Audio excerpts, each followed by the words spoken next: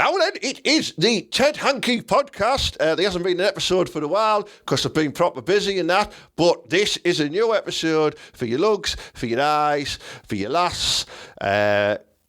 Just show it to your lass, really, because it is technically an OnlyFans for free. So well done me. But yeah, tune in the show. It's going to be a cracker. Give it a like, give it a share, give the channel a follow on the YouTubes. We want to get it over to a certain threshold of followers so I can make enough money to never have to make these episodes again. So help me succeed. Come on, let's get on to the show.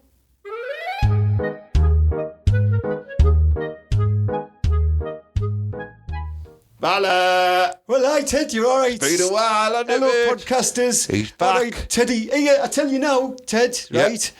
You know when you said you need to follow on that, didn't he? And Yeah. he said, because, like, they're getting them for free. Is Yeah. that the 3 people that subscribe? Or are you talking about, like, some other 3 We've people? got 5 subscribers now, Mala. We're gradually growing. Well, right. We're growing like a gentle rub of a foreskin. What if you're circumcised, though? Well, then you'll just be rubbing straight bell. And I often find, sometimes, you know, when you pop it back in your underpants, right, and it's pulled all the way back, and it rubs against your underpants. It's a bit uncomfortable to begin with, but you get used to it and you think, oh. I often thought about that, like, them Jewish lads and that. Lads, if there's any Jewish lads out there, right, or lasses, because, you know, you can be anything nowadays, can't you? Yeah. You're allowed to be. Or if you've had problems with the foreskin length and you've had to have it removed for medical reasons, not religious. Yeah, when you've had your snoo took off. Does it hurt? Like, because I'd be worried. I like its little protective castle. He, like, gets in there, he's dead happy, do you know what I mean? He's out of the way. Yeah. It's a bit like a tortoise shell. You know, when he gets scared, he just goes back in. It's like, it's like putting on a nice beanie in the bad weather. It's just, You know what I mean? just But, nice. You know, some of these people will have had it snipped off when they were babies as part of a Who's doing that, the babies? Well, mate, That's a bit Jimmy Savile, that, isn't it? Hollywood collect them. I'm sure some people in Hollywood have foreskin earrings from children. You're wrong, Hollywood. Unless you're giving him a part, then you're right, aren't you? Do you know what I mean? I could be the foreskin collector.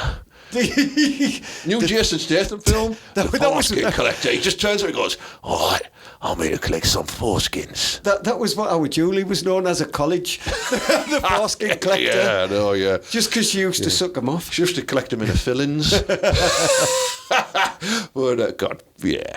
Anyway, what have you been up to, Mala? I've not caught up with you for weeks. Well, I've only been on the graft, haven't I? Have you been I've working? been away. Listen, right, people of the world, right, I have seen the future. You know, like, some people have been talking about there's stuff happening underneath pyramids, isn't there? Oh, yeah. Right? There's stuff happening underneath pyramids. There's, like, Elon Musk has got this line of satellites, hasn't he? I've seen him up in the sky, right? And they're doing mad stuff. Starlink. Well, even, wasn't he like a Russian lad? Yeah. No, he was. Right, even before that, right, I bet you didn't know that here in England, where it all is, where it starts, we've only been getting up to some madness as well. What have we been doing? I have seen the future. Is this top secret information, Mala? Well, I don't know, but let me tell you, I was grafting, Ted, right, in this futuristic place. Where? It was called Northampton. Northampton? Northampton. Yeah, it's Northampton, mate. It's not futuristic. Yeah, well, I think you're wrong, right? Because they have robot lads. What? Like, we are Teesside, we are proud, aren't we, Ted? Everyone knows it. But I'm telling you now, Northampton have robot lads cutting around for him. What doing? Right, I got up in the morning about 4:30 one day because I wanted to go and have a look to make sure the milkman had delivered the milk. You were stealing milk. And I call it a milk audit. Do you know what I mean? Keep them on the toes, these milkmen. They don't know what's going. 1 minute after delivered, Mala turns up in your town. So what, you're missing some eggs and some orange juice and a couple of semi-skimmed? Well, it's ever since nursery when you were the milk monitor, you had them responsibilities and you've kept it going into your adult life. Well, that's why I was part of the milk mafia when I was a 3-year-old. Do you know what I mean? I used to make sure that the right kids got the right milk, and those that didn't play ball, I mean literally play ball, like we didn't give them milk. Right. Yeah, it's class. Tell me about the robots. Like, anyway, and the milk's good for your teeth, and you always got lots of it, didn't you, Ted? Loads of it. be fair, you did numb that milk down. Well, your Julie was still producing well into her 30s.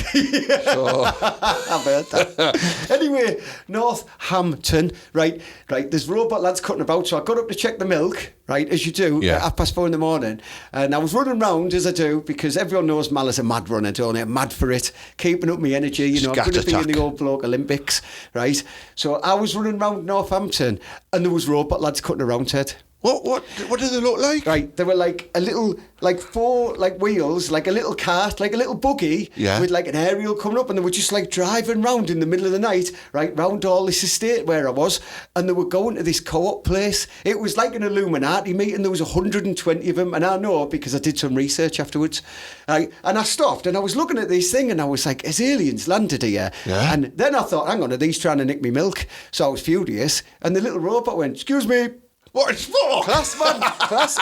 And it went, thank you, as it went past. And I followed it back to its meeting place, right? And all them lads were all gathered round the co-op. And then this buxom wench come out, and she was filling them all up with like bit of bread, bit of all sorts in there. And what it is that right, what you feed them? Apparently so. They stick them all inside the top. Like a flux capacitor. It is. And then a bit of old banana. Yeah. And then they go away again, right? And then they bugger off. And I followed one to someone's house, right? And then this bird come out in the dressing ground, and that was all right, actually. Right, I thought it was going to be like, you know, Tales of a window cleaner, but she just told me to fuck off. Yeah. But she come out, and I went, well, what you doing? Stop nicking that lad's food. And she went, no, this lad's delivering it for me. So and the robots deliver the food? The robot slaves are getting grafting in, aren't they? I'm sure they don't just have a little man inside of them. You know, when he just... I didn't see one. Like, possibly a little bilog lad, I don't know. Yeah. We've got to find some use for bilog people, so why not? Undernourished bilog people could get jobs. I mean, they get it all the time in the Billingham and pantomimes. Absolutely. But this is the thing, right? I thought, went back to their meeting place, this co-op, right? This place that looked like a bit like an Illuminati temple. Was it a co-op or was it a coop? Yeah, that's a great... Ted, I'm going to have to look. Yeah. I don't know. Right, I went back there and I spoke to him and I said, hey, what's going on with these robot lads cutting around doing all this? And they told me it's some delivery, and apparently we're backwards because it happens everywhere. But I said we would definitely be nicking that. Oh, if that's the case up here, there'll be little bastards riding around on them. Someone will be nicking them on and letting them walk the dog for them. Tie the dog to that, it'll take it all the block for you. They'd be giving them good names, wouldn't they? Yeah. This is me fucking robot, Bobo. And they'd be taking them round, wouldn't they? And they'd be like, here, going for walking them in Redcar and stuff, you know, like a dog. Here, all the offshore lads here, I've upgraded. Yeah, you wouldn't want one of your onshore dogs. Look at me offshore dog, and it's like one of them little robots. Do you know what they'd probably do around here as well is they'd probably utilise the service of filling them up, right? But they'd fill them up with all of the meat and all of the alcohol and all the fags they've nicked from like the Asdas and stuff like that, and they just send them into all the pubs. Mate, it's like an armoured tank though, Ted. Yeah. So it'd probably be good. Drop-offs. Hey, mate, like that. Hey, mate. You couldn't do us 3 for 100, could you? I can't, pal, you know what I mean? I'm a bit busy. I tell you what, I'll send the robot. I'll send the robot lad round. Yeah. Yeah, class. No, Ted, that's a really good business venture. It is, isn't it? And it's smart because apparently they're locked, and like you get a code through the app to open it when it gets to your house. Yeah. So the police turns up and the police are like, hey, what's in there? And you're like, no, my sausages, but I'm not going to open it right now. Yeah. I'm going to stay here, so you're going to have to watch. That's class, that. Show me a warrant to open up the robot. And you could use drones to deliver like individual packets of drugs. But then, what if like the blackbirds got hold of it? Not like not racist them. Not them. I mean, like spanners and birds and like they're flying around with a gram in its beak. You could train pigeons. Oh, imagine it'd be off its head. I mean, it's probably been done in Redcar, if I'm honest. I reckon a couple of pigeon lofts in Redcar, they'll have trained some big fat pigeons to do drop-offs of like... A pigeon could easily carry an 8-ball. A pigeon is the criminal of the bird world in reality, isn't it? So? I mean, yeah, it's cutting around the town centre. I don't know. I think it's a crow. No, it's cutting around... No, they're a proper hard lad, the crow. The pigeon, it's cutting around the town centre. It's causing havoc with shoppers and that. Here, you know. They're like randomly picking up fags off the floor. I've seen them do that because I've fought them a couple of times. Love a pasty as well. You know, when there's a good half a fag on the floor and no one's having it, and I'm thinking I'm having that, and then a pigeon gets it, and then it's on. Do you know what I mean? They walk around with the top off, with the chest out. Yeah. They're the proper chavs of the bird world. I always seem to get chased off one with a gammy foot. Well, you're gammy foot now. No, there's a pigeon always lands near me as a proper gammy foot. And I'm like, oh, it's awful, that one. Is that a wood pigeon, though? I think so, yeah. Because you live in quite an affluent... You live in quite an affluent area, don't you? I do. So, like, you wouldn't have common pigeons. A wood pigeon's like an offshore lad. You know, he used to be a bit chappy. Now, he's got a bit of money. He's moved out of the woods. Do you know what I mean? He's looking after himself. He comes a bit different as well. He does like a coal. Yeah. Cool. No, that's a great business idea, that. What if we keep an eye out, right, in case a batch of these robots, they don't work in the supermarket, and we'll go, hey, I want to take them off your hands, and then we'll sell them to a couple of the wrong ones we know as well. And we'll say, here, do your drug dealing or whatever it is you're selling. From these, we want a 20% cut. Well, and they could go in the sewers, and so the police couldn't track them. That'd be class. And NASA could probably reprogram them. I'll just go back to Northampton and nick some of them co-op ones. And when Malice says NASA, he doesn't mean the space organisation. He means our mate who owns NASA's space station on Westbury Street. However, they both can send you to space, can they? Yeah. With He's got some very special herbs. Yeah. Well, Yeah, that's interesting, that, Mally. Yeah. I'm probably gonna invest in one of them. Good, aren't they? Class, loads of fun. Yeah, we are Teesside. We are proud bringing you robot drop-offs. Drop-offs, yeah. Call it something like Whiff away or something like that. Couldn't you? That sounds like something. That sounds like something you'd pour down a urinal. Or sweaty birds putting in the knickers. Yeah.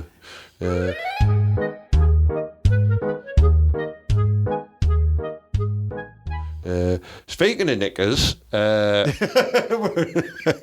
yes, Ted. Nice transition here. Thomas Tuchel, he likes knickers apparently. I don't know, it was a shit transition that, but we've got a New England manager. If you've not seen as well, I'm full Irish, me, Ted. I'm not asked. Crap. He's a German. Is he? Yeah. Well, you know what's funny about him though? He's only got one big. He's got one big ear. I thought you were going to say one ball then. I was about to say it. Oh yeah, come on, let it go. Has only got one lug. Is he? Yeah. The other was that by a slug. I think I'm working on a song. Which one is it? He's got one big ear, like one ear sticks out like that, and the other one is tucked. So I think he's always listening with this one, opposition. The dugout, the opposition's dugout, is always on the good ear side. Well, you're right. Why doesn't he get a bit of pinoplasty done? Where they stick the ear back? I don't know, maybe he's had it done, but maybe one popped back. Maybe one just went rogue and went, I'm not having it. Because football managers have loads of money, and then there's that wrong lad with his teeth all over the shop as well. Who's that? Suarez? Cooper, whoever he's called. Steve Cooper, yeah. No, but... He's kept. I don't know if you've seen, but he announced his first England squad the other week, and he's been called Jordan Henderson. Good, solid call, that like. What I mean? Solid call. Everyone needs someone shit in the midfield, right, to blame everything if it goes wrong. That's a good point, yeah. So you're going to bring Henderson about, aren't you? And I think I saw this, and didn't he put that 11-foot left Dan Burn at left back? Yes, he did, yes. Well, yes. That's a wrong choice, isn't it? It's going to be interesting. There's a couple of reasons there. One, he's massive, and two, he's a Geordie. Yeah, and he's about 50. I think I'm younger than him. I think he's 32 or 33, yeah. Oh, I am younger than Ted. I watched a little clip of him and he was doing a team talk as well, and then at the end of it he just went, "Class dismissed!" Did he? Yeah. And he just marched off. I have noticed, right, he's a bit nuncy because he's got loads of kids, hasn't he? Has he? There's loads of nippers in that squad. Like, he's brought some youth in, hasn't he? Like that. I thought you meant like he had kids that you've been banging around. Probably not with that one ear. Okay. Like, you know what I mean? Maybe he was always in trouble at school. And come here. Well, aye. Yeah. But yeah, I thought I'd mention him anyway, because we do like to keep some football content in for the football viewers. Right. And I'm going to put some more football comment in if you want, Ted.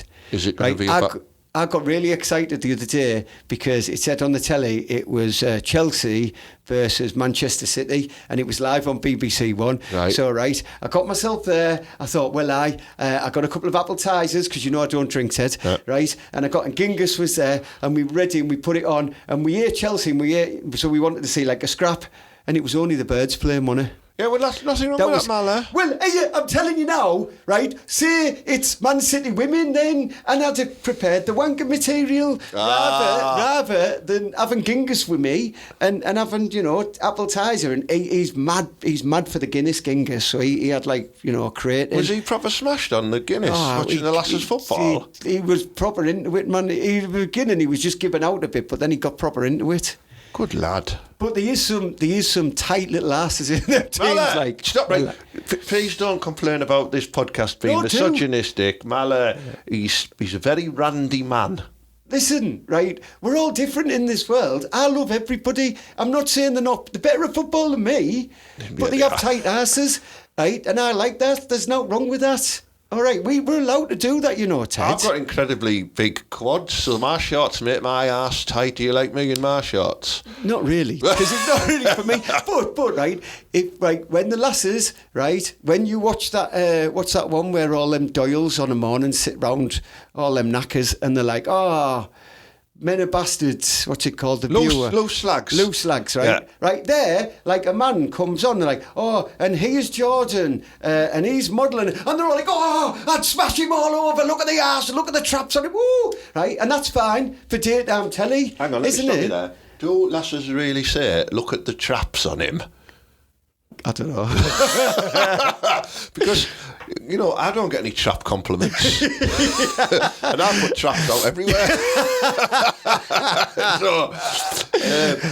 But they get right, to do that. That's daytime television. So why can't we, on a podcast that's only watched by 200 odd people, in fairness, it's Ted, a good point. Why can't I just say they have some good asses? Daytime television.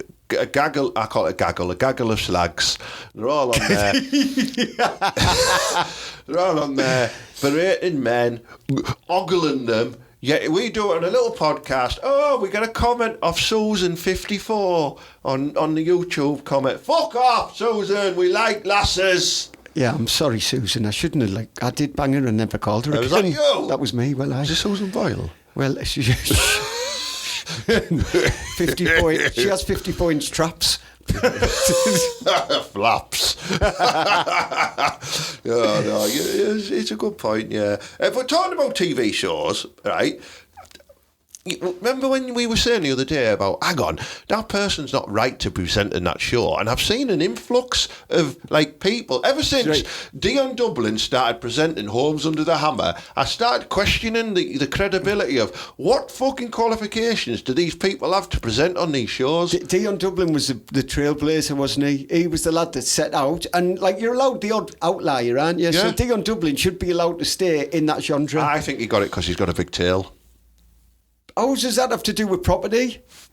The executive producer, wants his big tail. I thought you were going to say, because that's how they measure in the rooms nowadays. I can swing a massive cock in here. He goes, this work surface here is a great piece of work surface. It's actually, it's actually 3 Dion Dublins in length. That's what I do.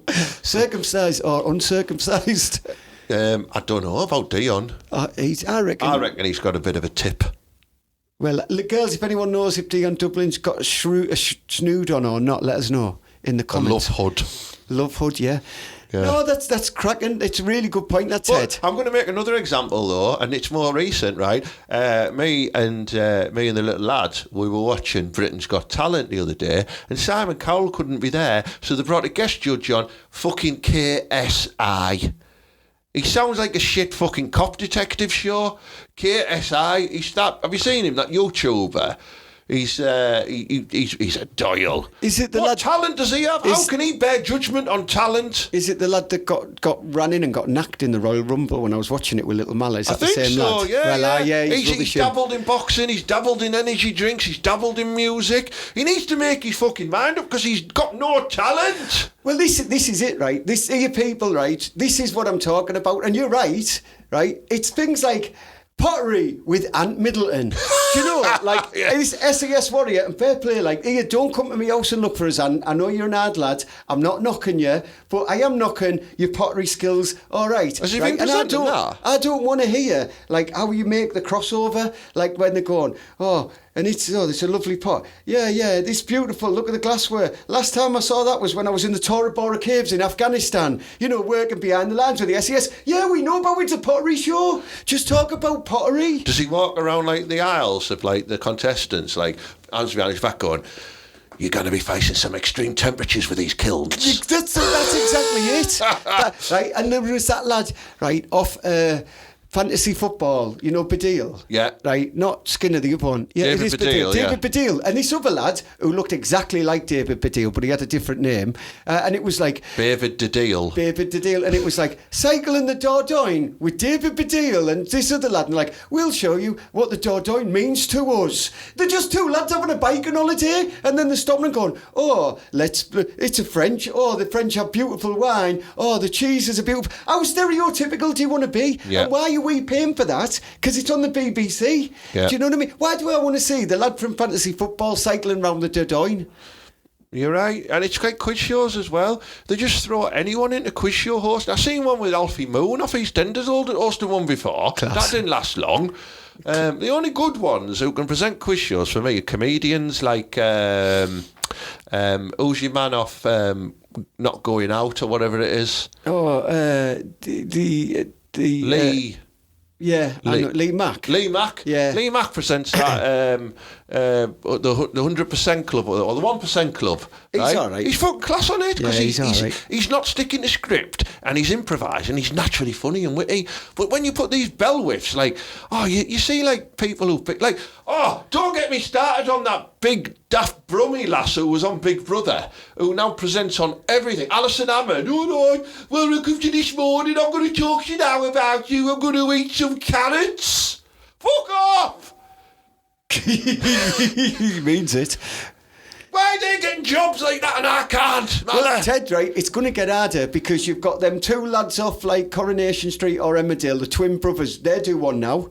They're co-host one, like Ant and Dec, but they're not, right? And it's like Nepo babies are here. So, like, the lads... Oh, them like babies with big nipples. The Nepo babies are here, right? What this is, you know, like the lads who are like comedians, like, and they made it, and like Bradley Walsh makes it, right, as a comedian. Bradley Walsh gets a job like presenting on a TV show. Yeah. Then Bradley Walsh's son, who isn't a comedian and has never done out, all of a sudden he's now a TV presenter. And he's presenting stuff. Do you know what I mean? And they're like, and then they've done it with a Kemp did it as well. Yeah. And then he's all right though, Roman Kemp. He does a good radio show. They have to go through. Yeah. They have to go through the things. It's not fair. You can't just be like, oh, our nipper's going to take over me. It's not like you run your own private garage and there's the keys when I retire, right? There's lads and lasses that are never going to get the chances that are comedians to come and do that because you've given it to your kid. Do you know what I mean? Based on what, Ted?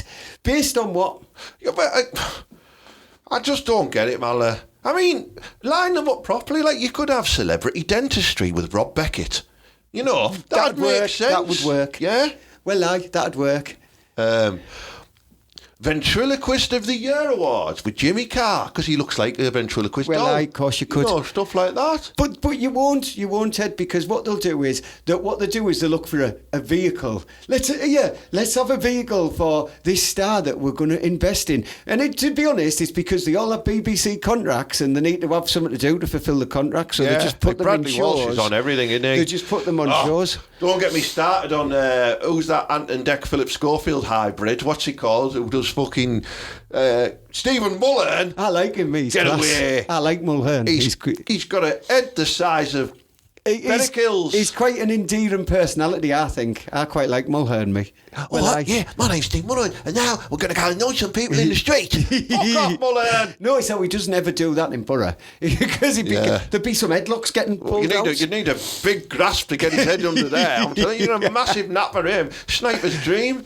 It is Sniper's dream. It's a Bob Mortimer Vic Reeves quote that I've stole that,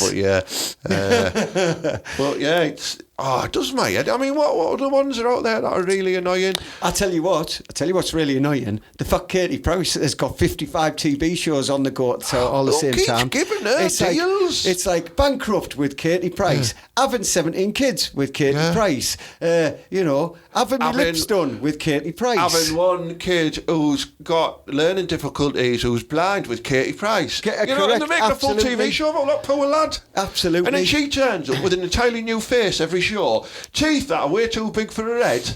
Who wants to see this though? Who in the TV department is getting piped off Katie Price so much that she keeps on getting these shows? If you look at them gnashes on her now. Oh, well, aye. I mean, it's not right. She's been filled up more times than me nana's kettle. Listen, this woman has been trailblazing for 20 years in TV, you know. She has had, and you can look this up, 55 TV shows. Crazy. 55, Ted, 55. I mean, Katie, if you're watching, you're very welcome to come onto the show and defend yourself, right? But we just don't understand what the interest is in people. Tell us your secret. Or at least, why are you always on TV? Or at least show us your tits again. Because I used to like that when it was back in the day when she was Jordan. That was back in the day. And it would be a good tribute to Eddie Jordan, who's just passed away. That's a good for her point, to put herself over a McLaren race car and get the webs out. Well, you used to always buy Nuts magazine, didn't you? And she was always on the front of Nuts magazine, or Zoo. Zoo. Zoo. FHM. Zoo, well, aye. Class. FH. No, Zoo and Nuts were like the cheap. FHM was like if you had a bit of coin. Yeah. You had FHM. And if you thought, like, if you went to university, you got Esquire. Yeah, you did, yeah. I used to get Esquires all the time. I used to get the Viz. Cheap with my student loan. I used to get the Viz. It was class. Escorts. Sorry. It's got it mixed up there, yeah. Well, yeah, I'm just not happy about this. And then you get poor people like Gino DeCampo, who has a little bit of crack when he's on the show. Not drugs, like, has a bit of crack with people on the shows. And he's a sex pest. The producers are encouraging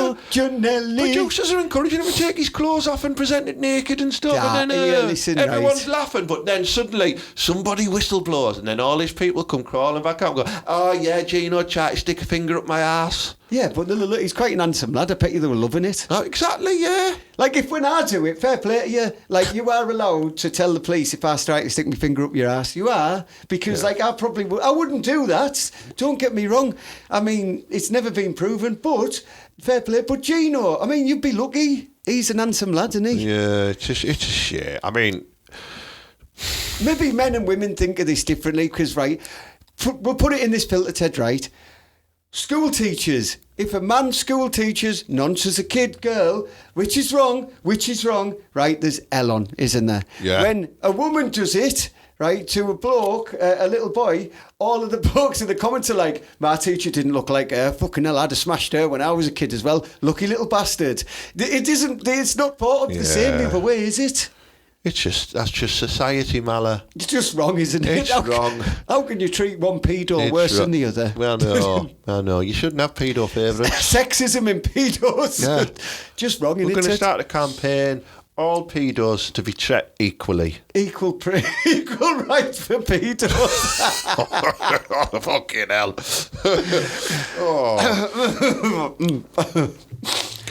Speaking of pedos, no. I mean, your description of paedophilia there, Mala, was on point. No, let's not do this. It kills me. It was on point, that, Mala. Do you know what I mean? It was. What other example? What we're getting at here, ladies and gentlemen, is the lingo being used today for very remedial tasks or basic activities. So what it is, Ted, right, is excellence has been bred out of our youngsters nowadays. So we're like. When I wanted, like Mrs. Ferguson, when we were in the Pats, when I wanted like to get a sweet, a mawam or whatever it was, do you remember them? Yeah. Like she had them in a big jar, a big glass jar that was in the cupboard. And you had to do some proper class to get one, right? That you had to do some proper class to get one, right? And when I wanted to get that right, I had to like not show my willy under the table to people, probably. And she went, "Well done, Mala. You've gone a class without swinging your your unsheathed testicles around. Your love hood. And my love hood around. Go and get a mawaw." Right, and I used to get the mint ones because they were the best, the green ones. I think everyone will know that's universal. But nowadays, right, You don't, instead of them getting praise, they've just started to give themselves praise for something that's really simple. Like, oh, my eggs are banging, they're on point. Yeah. Do you know what I mean? Proper lush. It's an egg. It's easy to fry. Yeah. What do you mean your eggs are banging? And anyway, it's just an arbitrary comment because people like eggs in different ways. Mate, you see it all the time with these people who go around like takeaway shops and they like do reviews, you know, like, oh, fucking Divvy eats food and all this type of stuff like that. And then they're like cutting into some food and go, oh yeah, chicken, very nice, class that, like, oh, besh, on point. You know, oh, chips, gleaming. Fucking it's a parvo! I don't know, right? These people who couldn't pass a GCSE, all of a sudden are now food experts, are Yeah. they? Is that the crack, is it? Because you've got a camera, because you've got your iPhone and your ability to take a little table or some takeaways, and like, which to be honest, if we have a look into some of the people that work in the takeaways, we'll probably be back on school teachers. But I'm telling you now, Ted, we're not having it, are we? No. We're not having this use of language by kids nowadays. I get it that urban language changes, right? But we don't all have to sound like South London gangsters. Someone said to me the other day at a gig, they said, oh, Ted, your hair's sick. I'm like, what? It smells of sick. Well, that's it there. Well, It did a little bit, if I'm honest. But, you know, what does that mean? Sick? It means that it's very good. Does it? Wonderful good. Oh, jeez, Apparently mate. so. Apparently if it's sick, it's good. It's Yeah. class. But there's loads of them, but on point is just the one that kills me. Because, right, they're just deciding that the class... And you know what? It's because you shit at everything. So you're just going to make the very smallest things and give yourself a win, which I like psychologically. It's a lovely principle, Ted. But it's not going to win us any world wars, is it? Stop saying your eggs are on point and get out there. Start doing press-ups because World War III's coming. There you go, Ted. There you go. Rant over. Thank you very much, Mallet. I think that concludes this. Have you got anything else you want to add? I've got to get off, Ted. Oh, right. I've got to get off. Yeah. Apparently, the Asda's in Dornaby, someone spotted one of them robot lads cutting around, so I'm going to get down and see if I can talk him into Have a word. joining our deal. Brilliant. All right, I'll see you later, everybody. See you later, Mallet. Ted. See you later. Mallet there, he's off to kidnap or press gang a robotic delivery dog. So if anybody needs any drop-offs doing, get in touch. We can reprogram it. We can deliver everywhere, but we won't go to Billock because that's where Mikey D's operating at the minute, and he will bang us out if we do. So, yeah. Brilliant, yeah. So, but thanks for tuning into this week's show. It's been an absolute belter.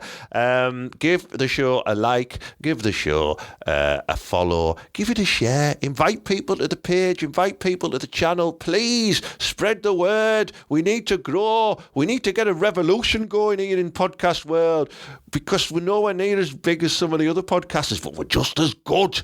Simple as that. Dickheads. A few things we've got coming up for you. April the 4th, Friday, April the 4th, at the Warehouse Kitchen and Bar, who are the lovely sponsors of this podcast. But they don't give us anything. We might get a free Parmo every now and then, but that's about it. April the 4th, we've got a comedy night upstairs in the Hangar 7 Star Wars Bar, headlined by the brilliant John Fothergill. Then on April the 24th, at Chapel in Middlesbrough, which is a converted church, there's a comedy and curry night there. Tickets are on sale there as well. Fantastic night. And then May the 1st, it's a big one over in Loftus at the Reunion Bar and Restaurant. Fucking hell. We've got the one and only Troy Hawk and Scott Bennett, double headline show. There's a waiting list. It's available now. Sign up for the waiting list. I'm going to be releasing the tickets this weekend on Saturday, the 29th of March as well. So make sure you snap them up. We've also got the brilliant local comedian James Kilvin and Kilvo hosting the show, and there's another act in the middle, Don Bailey as well. It's going to be a fantastic night. You also get pie and peas thrown in with the ticket price. So snap them up early, you big daft bell whiffs. Have a great week. As per usual, up the borough and believe. Yeah.